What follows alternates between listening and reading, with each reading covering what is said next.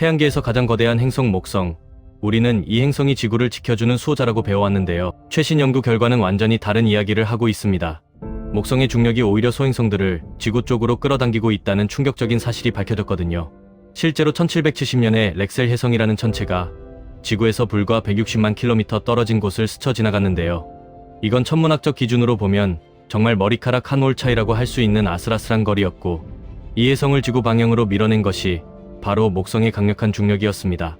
만약 그때 궤도가 조금만 달랐더라면 인류는 지금 존재하지 않았을지도 모릅니다. 공룡을 멸종시킨 소행성급 재앙이 우리 조상들에게 닥쳤을 수 있으니까요. 지금까지 우리가 알던 목성에 대한 상식은 완전히 틀렸을 가능성이 높아요. 오늘은 과학자들이 최신 탐사와 연구를 통해 새롭게 밝혀낸 목성의 충격적인 비밀들에 대해서 하나하나 자세히 이야기를 해보도록 하겠습니다.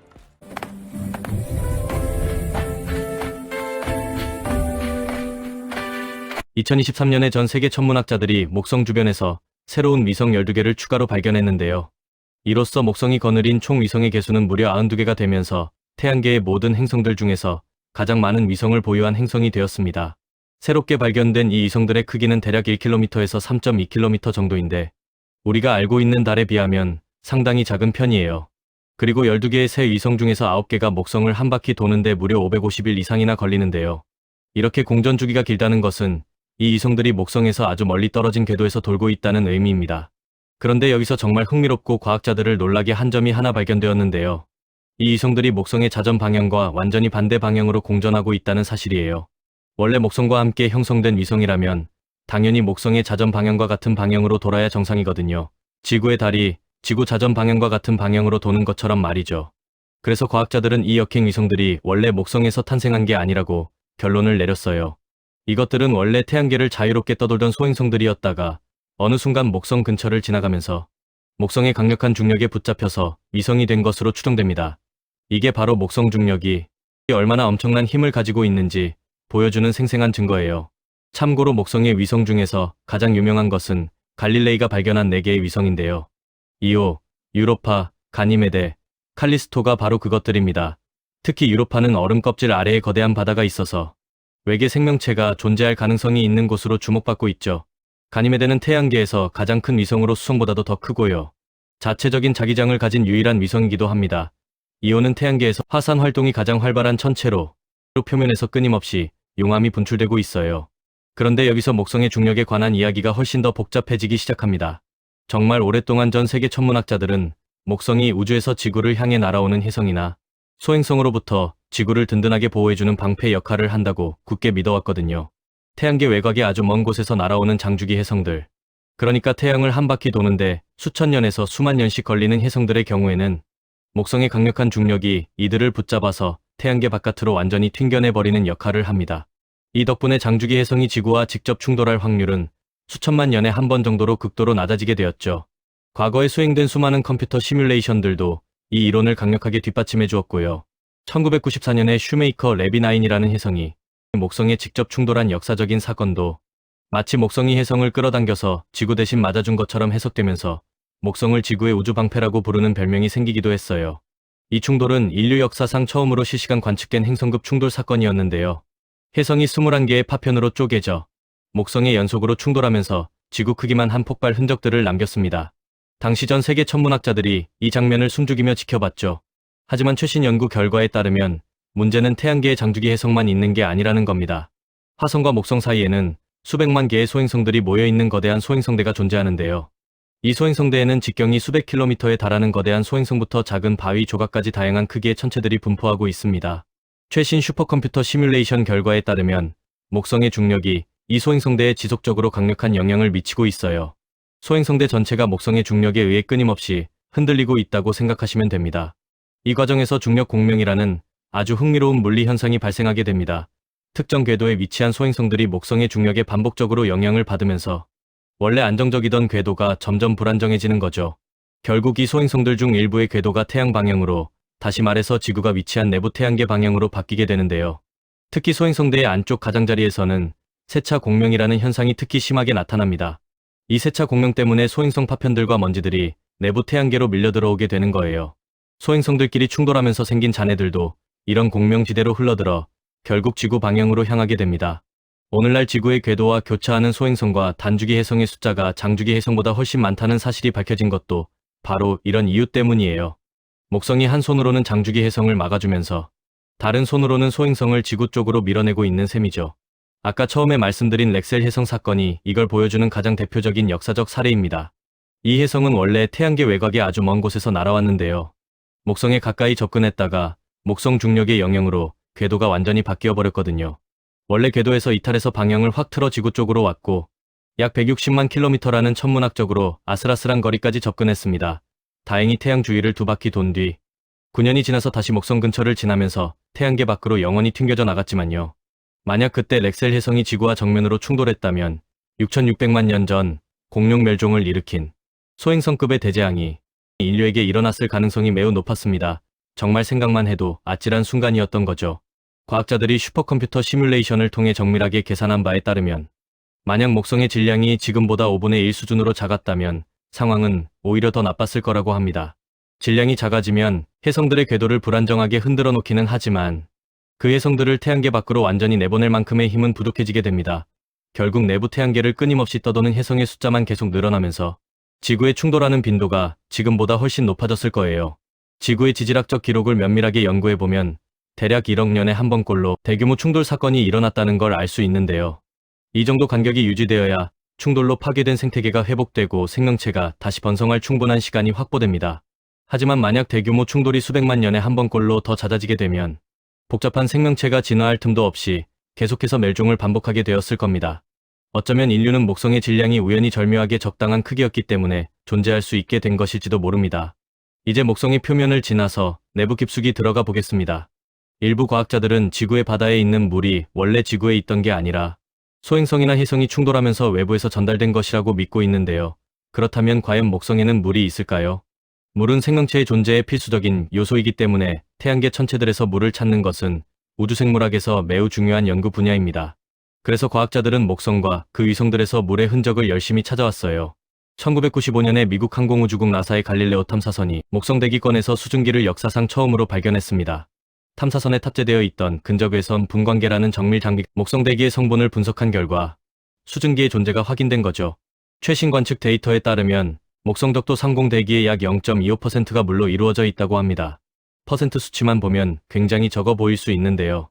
목성이 워낙 상상을 초월할 정도로 거대한 행성이다 보니 실제 물의 양은 정말 어마어마합니다. 목성은 태양계의 모든 행성들 중에서 가장 먼저 형성된 행성으로 추정되고 있는데요. 약 46억 년 전 태양이 되지 못하고 남은 가스와 먼지를 상당량 끌어당겨 흡수했기 때문에 이렇게 엄청나게 거대해진 거예요. 그래서 목성에 물이 정확히 얼마나 있는지 파악하는 것은 우리 태양계가 어떻게 형성되었는지 이해하는 데 있어서 굉장히 핵심적인 단서가 됩니다.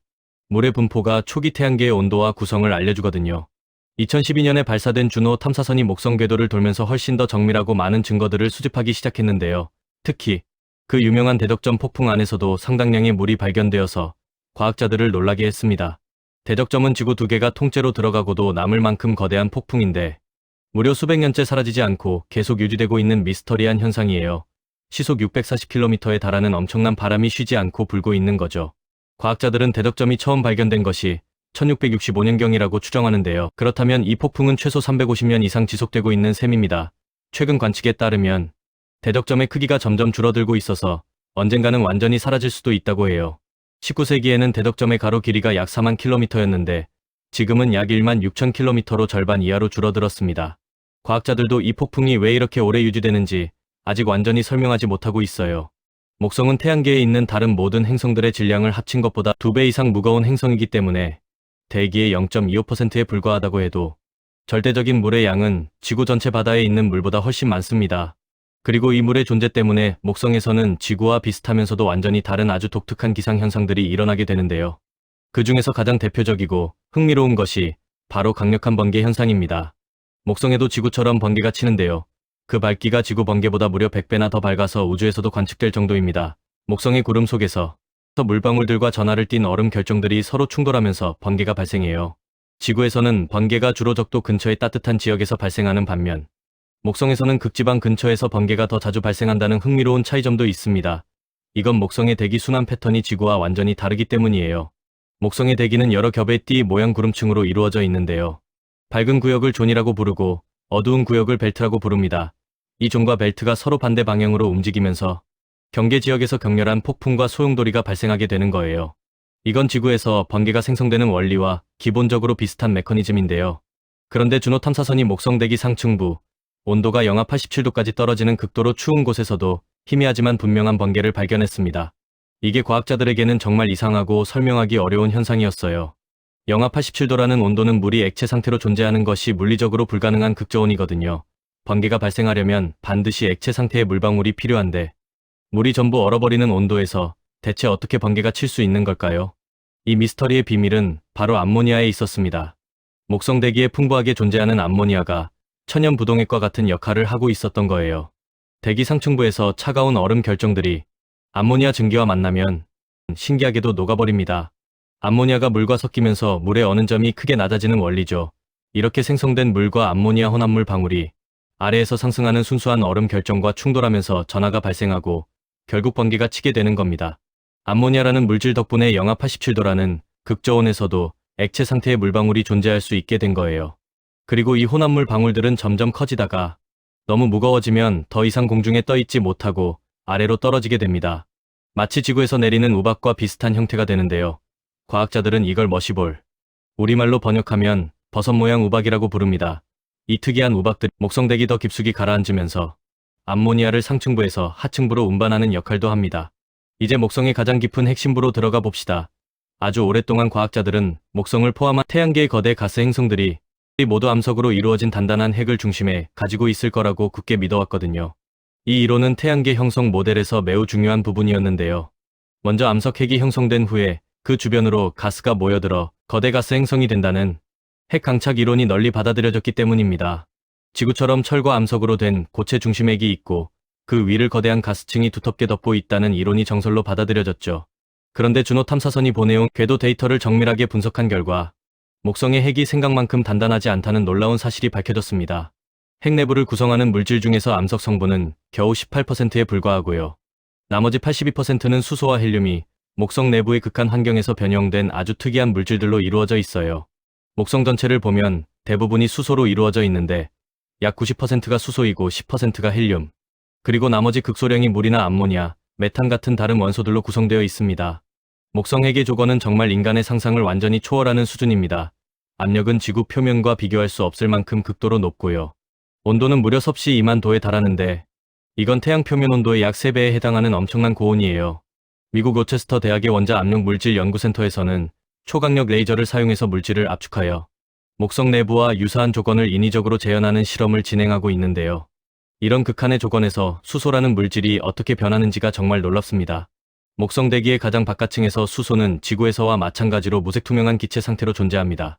우리가 화학 시간에 배우는 그 수소 가스 맞아요. 하지만 목성 반지름의 약 10% 깊이로 들어가면 엄청난 압력 때문에 수소가 완전히 다른 물질로 변합니다. 바로 액체 금속 수소라는 지구에서는 절대로 자연적으로 볼 수 없는 신비로운 물질이에요. 이 액체 금속 수소는 물처럼 점성이 낮으면서도 구리나 철 같은 금속처럼 전기와 열을 아주 훌륭하게 전도하는 특성을 동시에 가지고 있습니다. 과학자들은 이 물질이 은색으로 빛나는 반짝이는 액체일 것으로 추정하는데요. 안타깝게도 아직까지 어떤 탐사선도 이 깊이까지 도달한 적이 없어서 직접 확인하지는 못했습니다. 목성 내부의 엄청난 압력과 온도 때문이죠. 지구의 실험실에서 수소를 인위적으로 압축하고 냉각시켜서 액체나 고체 상태로 만들 수는 있지만 그래도 여전히 비금속으로서의 성질을 유지해요. 전기나 열을 잘 전도하지 못한다는 뜻이죠. 하지만 목성 내부의 상상을 초월하는 극한 온도와 압력에서는 완전히 다른 일이 벌어집니다. 수소 원자들이 자신이 가지고 있던 전자를 잃어버리고 자유롭게 떠다니는 수소핵과 전자들의 혼합물이 되는 거예요. 전자들이 더 이상 특정 원자에 묶여 있지 않고 물질 전체를 자유롭게 이동할 수 있게 되는데요. 바로 이 전자들의 자유로운 움직임이 금속과 같은 뛰어난 전도성을 만들어내는 핵심 원리입니다. 과학자들의 추정에 따르면 목성의 핵에는 이 신비로운 액체 금속 수소로 이루어진 거대한 바다가 출렁이고 있을 가능성이 높습니다. 예전 추정으로는 목성 핵의 질량이 지구 질량의 12배에서 45배 정도였어요. 약 4만 킬로미터 깊이에 달하는 이 액체 금속 수소층이 목성의 빠른 자전과 결합하면서 상상을 초월하는 어마어마한 자기장을 만들어내는데요. 참고로 목성의 하루는 약 10시간밖에 되지 않을 정도로 굉장히 빠르게 자전합니다. 이 자기장의 규모는 정말 상상을 초월하는 수준입니다. 무려 7억 2,500만 킬로미터까지 뻗어나가서 태양계에서 가장 거대한 자기장이라는 타이틀을 보유하고 있어요. 토성의 궤도까지 영향을 미칠 정도죠. 만약 우리 눈으로 목성의 자기장을 볼 수 있다면 밤하늘에서 보름달보다 더 크게 보일 겁니다. 이 강력한 자기장은 태양에서 날아오는 해로운 방사선 입자들을 붙잡아서 거대한 방사선 벨트를 형성하는데요. 이 때문에 목성 근처는 태양계에서 가장 위험한 방사선 환경 중 하나입니다. 목성의 방사선 벨트는 지구의 베넬런 벨트보다 수백만 배나 더 강력해서 우주비행사가 보호 장비 없이 몇 분만 노출되어도 치명적인 피해를 입을 정도예요. 갈릴레오 탐사선도 이 방사선 때문에 전자장비가 손상되는 문제를 겪었거든요. 이런 극한의 방사선 환경 때문에 목성 탐사선들은 특수 차폐 장치를 장착하고 궤도를 신중하게 설계해야 합니다. 주노 탐사선은 방사선이 가장 약한 극지방 위를 지나는 독특한 궤도를 선택해서 이 문제를 해결했어요. 그리고 이 거대한 자기장에는 과학자들조차 전혀 예상하지 못했던 비밀이 숨어 있었습니다. 주노 탐사선이 목성 대기 약 320km 아래를 탐사하던 중에 연구팀이 대청점이라고 불리는 완전히 새로운 영역을 발견했거든요. 그 유명한 대덕점 폭풍과 이름이 비슷하지만 절대 헷갈리시면 안 됩니다. 완전히 다른 현상이에요. 목성의 자기장이 복잡하다는 건 이미 알려져 있었지만 이 정도로 복잡할 줄은 과학자들도 전혀 예상하지 못했어요. 목성의 자기장은 지구 자기장보다 무려 2만 배나 강력한데요. 그 구조가 지구처럼 단순한 쌍극자 형태가 아닙니다. 쌍극자라는 건 북극과 남극이 명확하게 나뉘어 있는 막대자석 같은 구조를 말하는 건데 목성은 이게 아니라는 거죠. 북반구의 넓은 지역에서 자기장이 시작되어 남극 근처로 다시 들어가는 복잡한 구조인데요. 그런데 적도 바로 남쪽에 자기장이 유난히 강하게 집중된 이상한 영역이 하나 더 발견되었습니다. 이게 바로 대청점인데요. 마치 적도 근처에 두 번째 남극이 있는 것처럼 작동하는 아주 특이한 현상이에요. 대청점의 자기장 세기는 매년 최대 1%씩 변동하는데 어떤 지역은 강해지고 어떤 지역은 약해지는 시기예요. 지구의 자기장도 시간이 지나면서 변하기는 하지만 이렇게 빠르고 불규칙하게 변하지는 않거든요. 2025년에 주노 미션이 공식적으로 종료되면 과학자들이 이 현상에 대한 다양한 가설들을 검증할 충분한 데이터를 확보하게 될 겁니다. 주노는 2016년부터 목성 궤도를 돌면서 정말 귀중한 데이터를 보내주고 있거든요. 지금까지 주노가 수집한 데이터만으로도 수십 년은 분석해야 할 정도로 방대한 양입니다. 앞으로 과학자들이 이 데이터를 분석하면서 어떤 새로운 발견을 해낼지 정말 기대가 되는 부분이에요. 마지막으로 목성에 대해서 가장 충격적인 사실 하나를 말씀드리면서 오늘 영상을 마무리하겠습니다. 사실 목성은 엄밀히 말하면 태양 주위를 공전하고 있지 않습니다. 이게 무슨 말인지 설명드릴게요. 우리가 학교에서 배운 대로라면 작은 천체가 큰 천체 주위를 도는 게 맞죠. 지구와 태양의 경우에는 두 천체의 공통 질량 중심이 태양의 중심에 매우 가깝기 때문에 태양은 거의 움직이지 않는 것처럼 보이고 지구만 태양 주위를 공전하는 것처럼 보입니다. 국제우주정거장과 지구의 관계도 마찬가지고요. 지구가 완전히 정지해 있는 것처럼 보이고 우주정거장만 빙글빙글 돌아가는 것처럼 보이지만 실제로는 둘 다 공통 질량 중심 주위를 같이 돌고 있는 거예요. 하지만 목성의 경우는 상황이 완전히 다릅니다. 목성이 워낙 거대하고 무겁기 때문에 태양과 목성의 공통 질량 중심, 이걸 전문 용어로 무게중심이라고 부르는데요. 이 무게중심이 태양 중심에서 태양 반지름의 무려 1.07배나 떨어진 곳에 위치합니다. 다시 말해서 태양 표면에서 약 7% 정도 바깥쪽 우주 공간에 있다는 의미예요. 그러니까 엄밀하게 물리학적으로 말하면 태양과 목성이 이 점을 중심으로 서로 공전하고 있는 겁니다. 목성 혼자 태양 주위를 도는 게 아니라 태양과 목성이 함께 우주에서 춤을 추고 있는 거죠. 태양계의 다른 행성들은 이런 영향력을 전혀 발휘하지 못해요. 심지어 두 번째로 큰 토성조차도 태양의 위치에 눈에 띄는 영향을 주지 못하는데 오직 목성만이 태양을 실제로 움직이게 만들 수 있습니다. 이 사실은 외계 행성을 찾는 데도 활용되고 있어요. 먼 별이 주기적으로 흔들리는 것을 관측하면 그 별 주위에 목성처럼 거대한 행성이 있다는 증거가 될 수 있거든요. 실제로 이 방법으로 수많은 외계 행성들이 발견되었습니다. 목성은 정말 여전히 수많은 미스터리를 품고 있는 신비로운 행성입니다. 지구를 지켜주는 수호자라고 굳게 믿어왔던 행성이 동시에 지구를 위협하는 존재가 될 수도 있다는 사실을 알게 되었고요. 우리가 목성에 대해 알게 된 것보다 아직 모르는 것이 훨씬 더 많다는 것도 인상적입니다. 과학자들은 여전히 대덕점이 왜 수백 년간 유지되는지, 목성의 핵이 정확히 어떤 상태인지 완전히 이해하지 못하고 있거든요. 액체 금속 수소라는 신비로운 물질이 목성 깊은 곳에서 어떤 모습으로 존재하는지도 아직 직접 확인하지 못했습니다. 언젠가 기술이 발전하면 탐사선이 그 깊이까지 도달할 수 있을지도 모르겠네요. 탐사가 계속될수록 우리가 그동안 상식이라고 믿어왔던 것들을 뒤집는 놀라운 발견들이 계속 이어지고 있고요. 앞으로도 주노 탐사선과 미래의 탐사 미션들이 더 많은 비밀을 밝혀줄 거라고 기대합니다. 태양계의 거대한 왕 목성은 아직도 우리에게 할 이야기가 많이 남아 있어요.